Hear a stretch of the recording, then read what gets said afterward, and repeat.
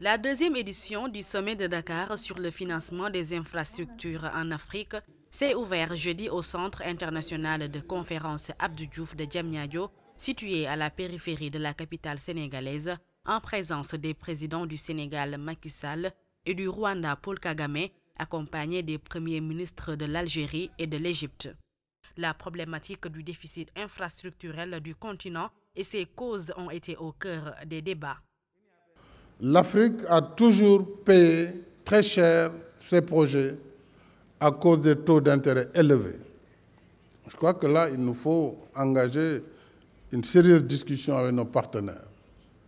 En outre, pour des financements aussi lourds et des infrastructures de longue durée de vie, comme le chemin de fer, nos pays sont souvent tenus de rembourser leurs dettes dans des délais très courts. C'est là le paradoxe, à quelques exceptions près. Il faut reconnaître quand même qu'il y a encore des financements concessionnels, pas très importants en volume comparé aux besoins, mais il s'agit tout de même de saluer et de reconnaître les efforts des partenaires bilatéraux et multilatéraux qui accompagnent l'Afrique sur le financement des infrastructures.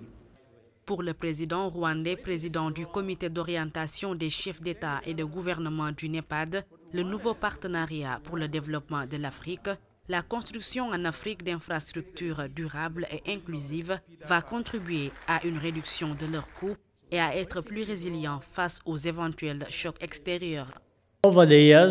Au fil des ans, des progrès notables ont été réalisés, cela ne fait aucun doute. Mais le déficit d'infrastructures en Afrique reste important. Pour combler définitivement ce déficit, il est essentiel de mobiliser des ressources nationales.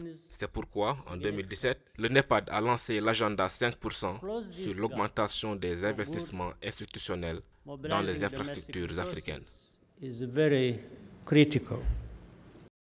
Le deuxième sommet de Dakar sur le financement des infrastructures en Afrique est organisé par l'Union africaine à travers l'Agence de développement de l'institution continentale et le gouvernement du Sénégal.